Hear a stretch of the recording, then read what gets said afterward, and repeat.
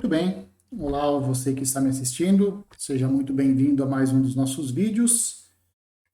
No vídeo de hoje, então, conforme prometido já na aula passada, na primeira parte da aula 4, sempre que nós tivermos os ingredientes da lógica suficientes para falarmos alguma coisa sobre a teoria de conjuntos, nós vamos fazer isso, tá certo? E chegamos num ponto em que nós já temos elementos de lógica suficiente para darmos apresentar alguns conceitos e dar, então, uma introdução, pelo menos uma introdução da teoria de conjuntos, tá certo? A teoria de conjuntos em si, ela é um pouco complexa, ela é um pouco mais complexa do que a gente imagina. Nós vamos ver daqui a algumas aulas, nós vamos ver um exemplo chamado o paradoxo do barbeiro, tá? Em que a gente acha que a teoria de conjuntos ela não tem muitos segredos, que ela não tem muitos mistérios, né? É o que a gente imagina assim da teoria de conjuntos. Mas esse paradoxo do barbeiro, como a gente vai ver, ele é muito interessante. Ele diz basicamente o seguinte: olha, a teoria de conjuntos ela não é tão completa assim como ela deveria ser, como a gente acha que ela é, né? Mas a gente não está preocupado, nós não estamos preocupados com isso, tá? Quando nós vamos falar aqui em teoria de conjuntos, é o que alguns chamam de teoria ingênua dos conjuntos. Ingênua no sentido que tudo que tem que funcionar vai funcionar. Tá? Nós não vamos nos ater muito a paradoxos. Quando as coisas não funcionam, nós vamos deixar isso um pouco de lado. Né? Então é mais ou menos ingênuo nesse sentido. Mas é o suficiente para o mundo girar. Tá? É o suficiente para os propósitos do curso, por exemplo, né? Que é dar para vocês aplicações, né? Da lógica, aplicações dentro da matemática. Né? E a teoria de conjuntos é uma das mais elementares possíveis para se trabalhar a lógica aplicada a alguma coisa. Né? Então é isso que nós vamos fazer. Tudo bem? Daqui a algumas aulas nós também vamos falar sobre conjuntos booleanos, que são muito importantes para quem cursa ciência da computação. Né? Então nós vamos falar sobre esses elementos também, sobre esse tipo de conjunto, certo? Mas isso é só daqui a algumas aulas, né? Porque nesse vídeo de agora é literalmente apresentar o conjunto de forma intuitiva. Esse é basicamente o objetivo desse vídeo. Então vamos lá. As teorias formais da matemática, embora eventualmente você não conheça nenhuma, talvez você não conheça nenhuma a fundo, isso depende do curso que você está fazendo, né? Se você fez matemática ou se você está fazendo matemática, é possível que alguma teoria formal da matemática já tenha sido apresentado a você, né? Mas isso não quer dizer que você já tenha tido algum contato com uma teoria extremamente formal da matemática. Se você não teve, você terá.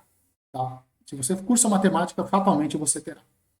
Se você não cursa matemática, você vai ver, se você cursa, por exemplo, ciência da computação ou informática, você vai ver que essas teorias formais, elas são extremamente importantes também nesses cursos, né?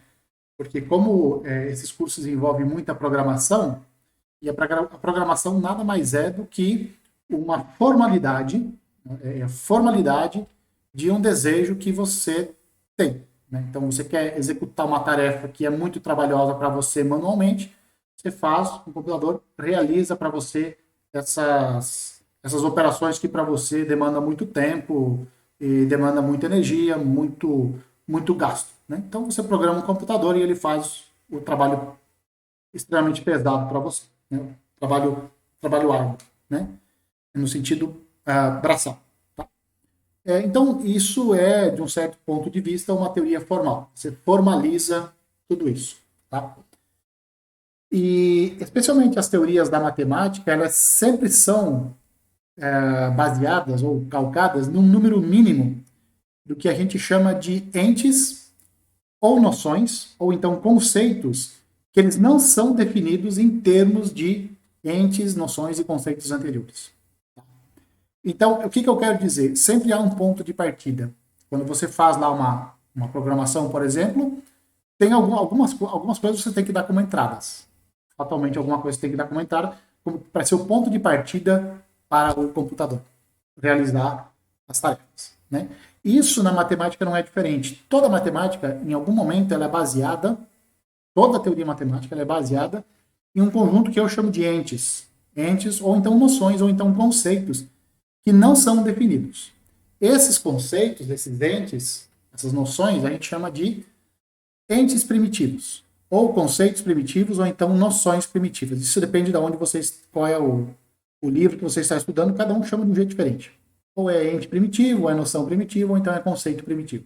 Mas a palavra primitivo sempre vai estar presente nesse tipo de nomenclatura.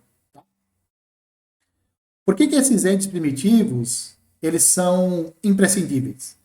Primeiro, toda teoria que vem depois é desenvolvida a partir deles. Então, esse é o primeiro motivo para a existência de entes primitivos. Tá? É como se você quiser fazer um bolo. Você pode ter a receita do bolo. Se você não tem os ingredientes, você não faz o bolo. Não tem jeito. Né? Então, os entes primitivos, quando você vai fazer um bolo, são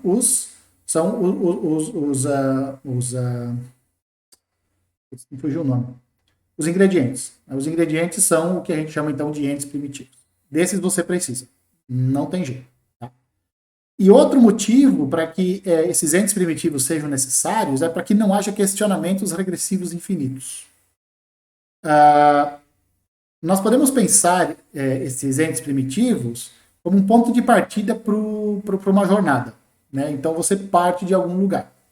Você vai construir uma casa, o mínimo que você precisa ter é um terreno. É o lugar onde você vai colocar a sua casa. Então, esse é o mínimo que você precisa. Né? Então, sem isso, não há casa. Você não vai construir, você não pode construir a casa no ar. Né? Não tem jeito. Então, o terreno você precisa ter. Falar, mas eu vou construir uma casa na árvore. Bom, você tem a árvore, mas você tem o terreno para plantar. Então, ponto de partida é isso. Por que eu falei que ela é necessário para que não haja questionamentos regressivos? Pelo seguinte, vamos pensar na geometria, né? Você pode pensar na geometria e você pode pensar algumas coisas. Você veja, por exemplo, um polígono. Um polígono, por exemplo, você pode pensar que é um conjunto de segmentos. Aí você pergunta, mas o que é um segmento? Bom, segmento é um pedaço limitado da reta. Tá, tudo bem. O que significa limitado e o que significa reta? Aí você fala, bom, reta é um conjunto de pontos. Tá bom, e o que são pontos? Pontos são seres unidimensionais ou seres sem dimensão, sem comprimento e sem largura. Fala, o que é comprimento, o que é largura, o que é dimensão. Você percebe? Cada vez que você vai dar uma definição, você precisa de entes anteriores. E isso, em algum momento, você tem que parar. Você não pode regredir infinitamente, porque senão você não vai ter teoria, você só vai ter questionamentos de o que é aquilo, o que é isso. Então, para não haver esses questionamentos que eu coloquei aqui como questionamentos regressivos infinitos, é no sentido de você não pode ficar definindo as coisas regressivamente para o infinito. Você pode para o infinito além, mas regressivamente não dá. Né? Você pode sempre, a partir de coisas, criar novos conceitos. Novos conceitos você pode criar à vontade. Né? Mas regredindo, aí não dá certo. Aí você não vai ter teoria, você só vai ter questionamentos, que não é o que nós queremos. Né? Então, por isso que você precisa desses entes primitivos. Como esses entes, como o pensamento qualquer pensamento, ele depende muito da nossa intuição e das nossas experiências empíricas, né? Experiência empírica significa o que você faz, assim, né? O que você colhe, você faz alguma coisa e vê o resultado, faz de novo e vê o resultado, sabe? Isso é empírico, né? Esses entes primitivos que eu estou falando aqui, eles não são aleatórios. Eles não são aleatórios, em geral eles não são aleatórios. Eles podem parecer aleatórios, mas eles não são. Eles sempre são aceitos, sempre são criados, né? com um forte apelo à intuição e à experiência cotidiana. Tá? Então, eles sempre... Por quê? Porque a matemática, ela, embora hoje ela tenha uma ela tenha se expandido muito, né? E ela não serve só para explicar o que acontece no mundo real, o que acontece no dia a dia, já não é mais assim, mas o nascimento da matemática sempre foi para tentar explicar coisas cotidianas, coisas do dia a dia, ou dar sentido às coisas do nosso cotidiano. Então, a matemática nasceu basicamente assim, né? Hoje isso não é mais assim, né? Hoje a matemática é uma ciência que tem vida própria, ela existe por si só, mas a maioria das teorias, elas tentam explicar alguma coisa do nosso dia a dia, né? Então, a gente sempre parte, esses entes primitivos sempre são definidos, eles são aceitos, na verdade, né? Mas o ponto de partida deles é sempre a intuição e a experiência.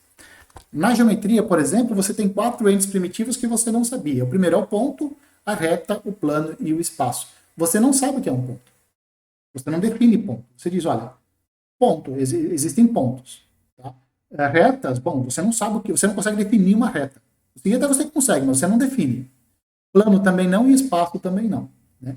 Tanto é que o que existe são representações de um ponto. Né?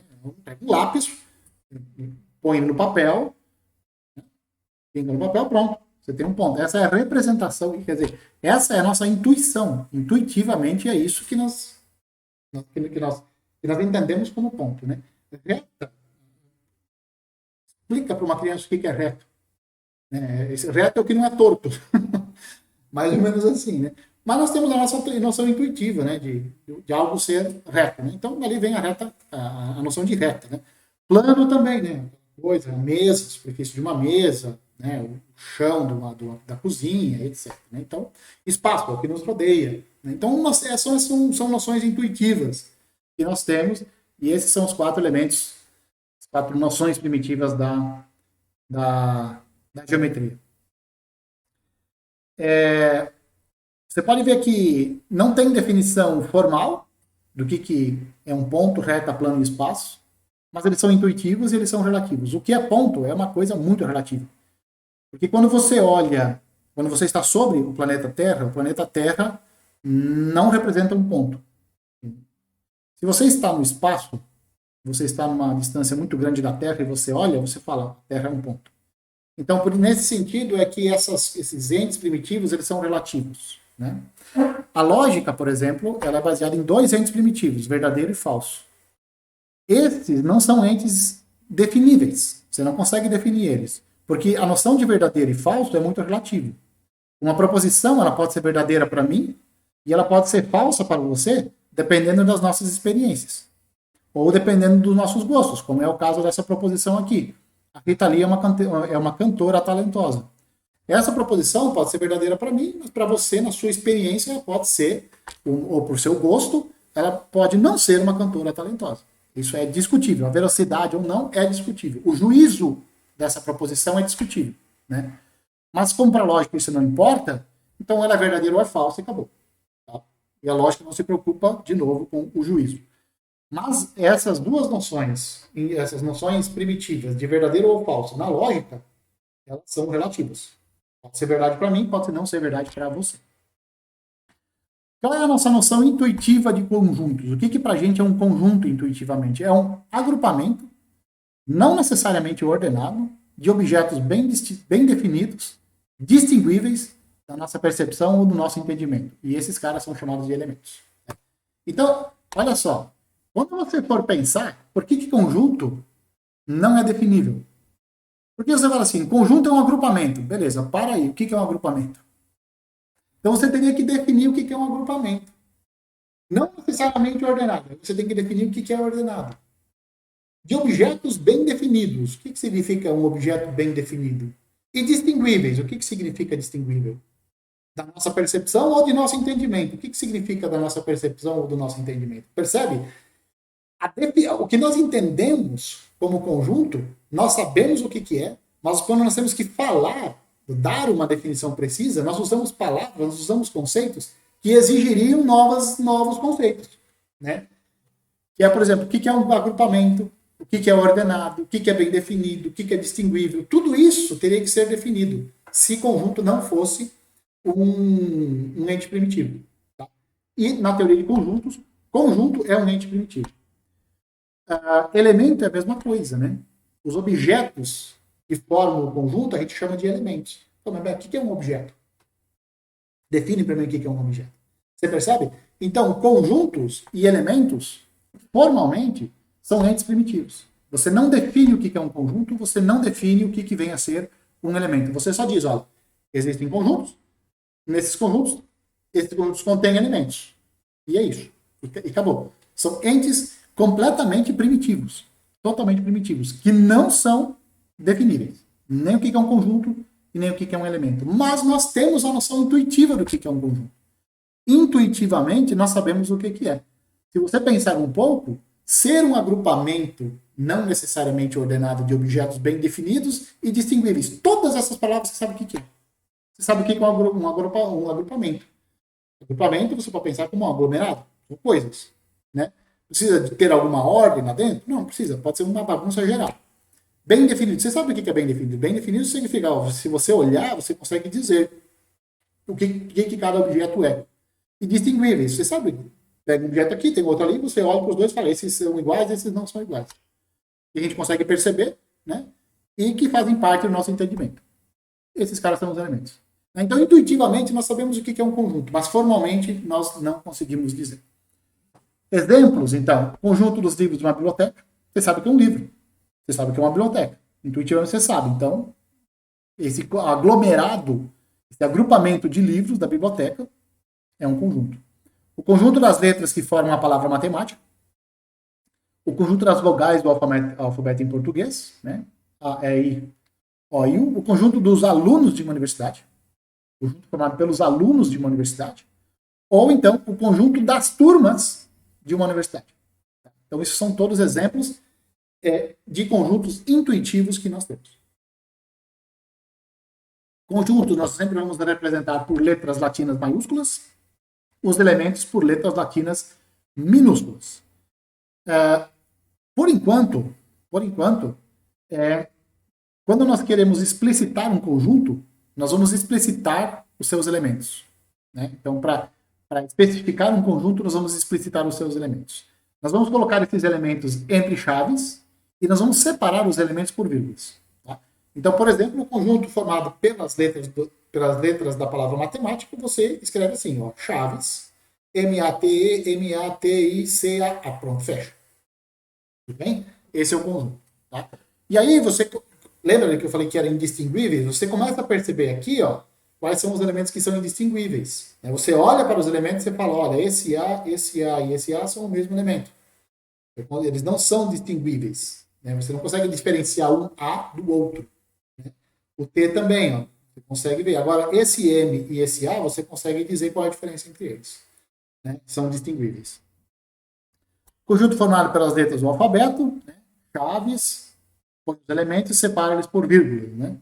O conjunto dos nomes dos continentes terrestres, então, Europa, Ásia, África, América e Oceania, mesma coisa. E o conjunto dos nomes do ano, com exatamente 30 dias. Então, abril, junho, setembro e novembro. Esses meses aqui têm exatamente 30 dias. Bom, se um elemento X faz parte de um conjunto A, se ele é um elemento do conjunto A, nós vamos dizer então que o X pertence ao conjunto A e nós vamos usar essa simbologia aqui. Esse daqui, esse E meio arredondado aqui, ele significa pertence. Se um elemento não está no conjunto, se ele não faz parte do conjunto, se ele não pertence ao conjunto, então nós escrevemos isso aqui com um traço meio inclinado sobre o símbolo de pertence. É uma notação clássica. Você tem um símbolo de igual, quando você quer dizer que é diferente, você escreve o símbolo de igual e põe o traço por cima. Essa sempre é a negação de um símbolo, em geral é isso. Você escreve o símbolo e coloca o traço. Sempre vai representar a negação. No conjunto formado pelas letras do nosso alfabeto, então você tem que o A pertence, esse aqui eu chamo de conjunto A, O conjunto A é o conjunto formado pelas vogais do nosso alfabeto. Então, o Azinho pertence a A, o Bzinho não pertence a A, o F não pertence a A, o U pertence a A. Tá? No conjunto B é formado pelos continentes, né, pelos nomes dos continentes do globo terrestre. Brasil não pertence ao B, esse conjunto aqui eu chamei de B. O Brasil não pertence ao B, a Ásia pertence, a África pertence a B e os Estados Unidos não pertencem a B. Então, são países, não são continentes. Tanto o Brasil como os Estados Unidos. A Ásia e a África são elementos do conjunto porque eles fazem parte desse conjunto, compõem o conjunto. Né? Um conjunto onde os elementos são conjuntos, isso pode acontecer, isso não está proibido, isso é chamado então de uma família de conjuntos ou então uma coleção de conjuntos. Por exemplo, o conjunto que eu chamei de conjunto X é formado por todas as turmas de alunos da UEM. Isso é uma família de conjuntos. Como os elementos de X são as turmas, e as turmas são conjuntos de alunos, então esse conjunto X é formado por conjuntos. Os elementos são conjuntos. Você tem esse conjunto aqui, que tem esses três elementos. O conjunto formado pelo 2 e pelo 3, o conjunto que só tem o elemento 2 e o conjunto que tem os elementos 5 e 6. Isso também é uma família de conjuntos. Quem são os elementos? O conjunto formado pelo 2, 3, o conjunto 2 e o conjunto 5 e 6. Uma reta é um conjunto de pontos e, portanto, um conjunto de retas é uma família de retas. Uma circunferência é um conjunto de pontos, portanto, um conjunto de circunferências é uma família de circunferências. Né? E aí, você pode pensar assim, porra, mas os conceitos de elemento e conjunto, algumas vezes, eles podem causar confusão, né? Porque uma hora um conjunto é um conjunto, outra hora um conjunto é um elemento, e aí isso pode dar uma confusão danada. Por exemplo, uma reta, né? Conjunto de pontos, mas ele também pode ser visto como um elemento de uma família de retas. Um plano é um conjunto formado por retas e pontos, né? Mas ele pode ser visto como um elemento da família de todos os planos do espaço. Por isso, sempre que você quiser desenvolver ou quiser estudar uma teoria matemática com rigor, né, você precisa dizer, antes de mais nada, quais são aqueles entes da teoria que são considerados como elementos. Quais são os elementos da sua teoria. E isso, o conjunto, né, o conjunto onde você vai desenvolver a sua teoria, isso a gente chama de conjunto universo. Né? Então, é o conjunto de todos os entes, todos os objetos, que sempre são considerados como sendo elementos dessa teoria. Tá? Isso a gente chama de conjunto universo. A notação para conjunto universo é esse U diferente aqui. Na aritmética, por exemplo, o conjunto universo é o conjunto dos números inteiros. Toda aritmética ela é construída em cima do conjunto dos números inteiros. Então, os elementos na teoria, na aritmética, sempre são números inteiros. Sempre. Sempre, sempre, sempre. Na geometria plana, quem é o universo? O universo é o conjunto de pontos de um plano, ou então do espaço. No cálculo, quem é o universo? É o conjunto dos números reais. Então, todo cálculo é baseado, tem como elementos o conjunto dos números naturais. Aqui eu estou falando de cálculo 1, tá? Cálculo 2 já envolve um pouquinho, mas no fundo, no frigir dos ovos, no final do dia, todo cálculo é baseado no conjunto dos números naturais, dos números reais. A geometria analítica, por exemplo, na geometria analítica, o universo é o conjunto dos vetores do plano ou do espaço. Então, lá os elementos dessa teoria são os vetores. Então, você percebe que cada teoria matemática ela tem os seus entes, ela tem os seus elementos, aquilo que a gente entende por elemento. Algumas vezes, isso aqui ajuda bastante. Quando a gente quer entender certas definições, quando nós queremos entender certas demonstrações sobre a teoria de conjuntos, representar esses conjuntos sobre uma folha de papel é bastante útil. Tá? E a representação é sempre por meio de um recinto plano, delimitado por uma linha fechada e que não se entrelaça. Isso que a gente chama de diagramas de Venn. Tá? Nesse tipo de diagrama, o universo, a representação do universo é um retângulo. Os conjuntos são representados por elipses. Né? Lembra de geometria? Geometria, um ponto tem uma representação. Você representa ele pá. Você coloca o lápis sobre a folha de papel e você tem a representação de um ponto. Você quer fazer uma reta, você representa a reta. Você quer uma circunferência, você traça uma circunferência. Você representa as coisas. Os números também têm representação. Aquele símbolozinho de 1, aquele símbolozinho que representa o número 1, é uma representação do seu significado. Aquela elipsezinha que você escreve, que denota 0, é uma representação do nada, é a representação do 0. Tá? O 2 é a mesma coisa e assim por diante. Então, sempre, toda a teoria, sempre é bom você saber representar. Dar uma representação para as coisas.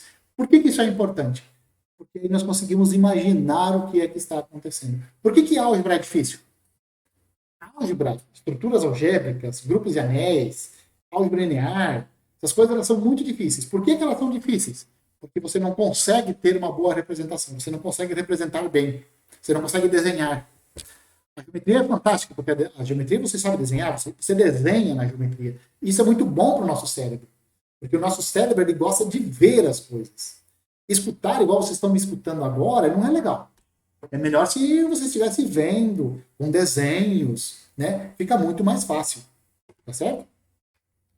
Outro, a geometria analítica, claro, os vetores da geometria analítica. Como é que você representa um vetor? É uma flecha. Quando o professor fala para você em vetor, você não pensa o significado. Você fala, é uma flecha. É uma flecha orientada. É daqui para lá, pá, flechinha na ponta. Isso é vetor para você. É uma flecha. Tá? Então, representar é importante. E aqui, a representação do nosso universo, nós representamos por um retângulo, tá? E os conjuntos por elipses. Quando um elemento pertence a um certo conjunto, você escreve esse elemento dentro da sua respectiva elipse. Dentro da elipse que representa aquele conjunto. Tá? Os elementos que não pertencem, que estão no universo, mas que não estão num conjunto, você escreve do lado de fora da elipse. Vamos usar um exemplo, para ficar mais fácil. Então, vamos lá. O conjunto universo é formado pelos números 1, 2, 3, 4, 5, 6, 7, 8, 9 e 10. Tá? Os números de 1 a 10 é o nosso conjunto universo. O conjunto A é formado pelos números 1, 2, 3, 4. O conjunto B é pelos números 3, 4, 5, 6, 7. O conjunto C pelos elementos 2, 3, 8 e 9. Sabe? Os elementos fazem parte do nosso universo. Tá? E nós vamos fazer agora o diagrama de Venn dessa situação. Então, olha o nosso conjunto. Olha, tá vendo o nosso universo? O nosso universo é representado por um retângulo. Representado por um retângulo. O conjunto A, ó, nós desenhamos uma elipse. Tá vendo? Aqui o conjunto B nós representamos por uma elipse. E o conjunto C também por uma elipse. Você fala assim, isso parece uma circunferência, né? Toda circunferência é elipse. Tudo bem. Beleza? Bom, e agora nós vamos dispor os números de cada conjunto. Então, 1, 2, 3, 4. Então, os números são os elementos do conjunto A. Então, nós vamos colocar eles aqui dentro. Aqui está o 1, aqui está o 2, aqui está o 3, aqui está o 4. Por que nós colocamos o 3 e o 4 aqui, nessa região aqui, na nossa lista? Por que nós não colocamos o 2, o 3 aqui e o 4 aqui, por exemplo? Aí tem uma explicação. Aí você vai começar a perceber isso com o passar do tempo. O 3 e o 4, eles também fazem parte do conjunto B. Então eu vou colocar eles aqui, ó, dentro da nossa elipse. Então, em vez de escrever o 3 aqui, o 4 aqui, e depois escrever o 3 aqui e o 4 aqui de novo, não. Eu posso simplesmente colocar eles na interseção das duas elipses. Tá certo? E aí depois vai para o conjunto C. Ó. Conjunto C, 2, 3, 8 e 9. Então, o número 2, por exemplo, ele faz parte tanto do conjunto A como do conjunto B. Então, eu posso colocar ele aqui, ó, nessa região aqui, ó, que é a região de interseção da elipse A e B. A e C, desculpa. O número 3, ó, se você for pensar, o número 3 ele faz parte dos três conjuntos. Então, eu coloco ele aqui, ó, nessa região que delimita a interseção das três elipses, que representam cada um dos conjuntos. Certo? Então, essa aqui é uma excelente representação. O que acontece quando você representa assim? Você vê tudo o que está acontecendo. Aqui em cima ficava um pouco mais difícil. Se você olhar para cá, você fala assim, putz, não entendi direito o que está acontecendo aqui. Fala, caramba, né? Mas agora eu consigo ver. Quando eu olho para cá, eu vejo, ó, por exemplo, o número 10. O número 10 não está dentro de nenhuma elipse. Significa que ele está fora das três elipses, mas ele faz parte do universo. Então eu escrevo ele fora das três elipses. mas dentro do universo. O número 5, por exemplo, o número 5, ele faz parte da elipse B, do conjunto B. Tá vendo? Eu já não sei mais o que conjunto que é elipse. Percebeu? Eu já estou confundindo aqui. Então, o número 5, ele faz parte do conjunto B, mas ele não faz parte do conjunto A. Então, ele está fora da elipse que representa o conjunto A e fora da elipse que representa o conjunto C. Certo? Então, assim por diante. O 7 também, o 1 também, né? O 1 faz parte aqui do conjunto A, mas não faz parte aqui do conjunto C nem do conjunto B. Então, ele é deixado aqui do lado de fora, tanto da elipse B como da elipse C. Conjunto universo formado pelos 50, 70, 80, 100 e 130.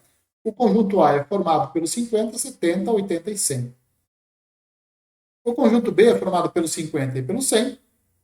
O conjunto C é formado pelos 70, pelos 100 e pelos 130. E aí o diagrama de Venn, uma possibilidade de diagrama de Venn é essa daqui. Você põe o seu conjunto universo como um retângulo, escreve o conjunto A, escreve o conjunto B, escreve o conjunto C. Tá? E aí você pode fazer um pouco diferente do que você fez antes. Não tem problema nenhum. Vamos começar com o conjunto A. Então, 50 está aqui, o 70 está aqui, o 80 está aqui e o 100 está aqui. Tudo bem? Vamos para o conjunto B. O conjunto B é representado por essa elipse aqui, ó. Aí você decidiu colocar o 50 aqui e aqui. E decidiu repetir o 50 aqui e aqui. Num conjunto, você repetir elementos não tem importância. Você pode repetir quanto você quiser. Não tem importância nenhuma. Repetir elementos não tem problema num conjunto. Porque é um agrupamento. Só um agrupamento. Aqui, ó, o número 100. Isso não significa que o 100 faz parte duas vezes. Ó. O 100 faz parte só uma vez só. Mas na hora de representar, você decidiu colocar ele aqui, você decidiu colocar ele aqui.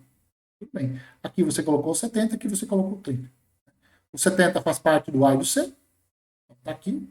Está nessa interseçãozinha aqui do A e do C. O 100 está aqui na interseção dos três. Esse 100 aqui você não precisava escrever. Não precisava escrever.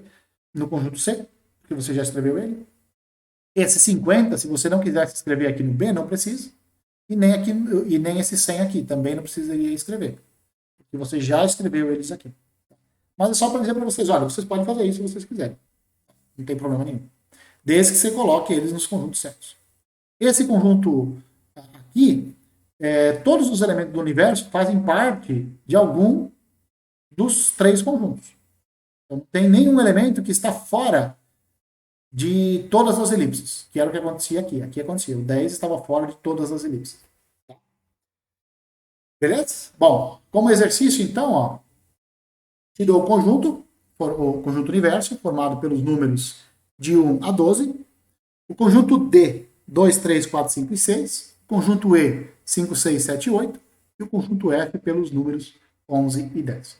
E eu quero que vocês façam, então, o diagrama de Venn dessa situação. Como você pode observar aqui, ó, chegamos ao slide 14 de 14. Chegamos aí a um pouco mais de meia hora de aula. Já está na hora de acabar. Essa parte é bastante divertida. É bem mais divertida, eventualmente, do que aquilo que nós já vimos vindo, porque nós estamos fundamentando algumas coisas, né? Da lógica. Então, provavelmente, essa aula aqui tenha sido um pouco menos entediante para você, talvez. Ou mais entediante, se você já sabia tudo isso. Né? Bom, de qualquer forma, espero que vocês tenham gostado, espero que vocês tenham curtido. Um abraço a todos e eu espero que vocês me vejam nos próximos vídeos.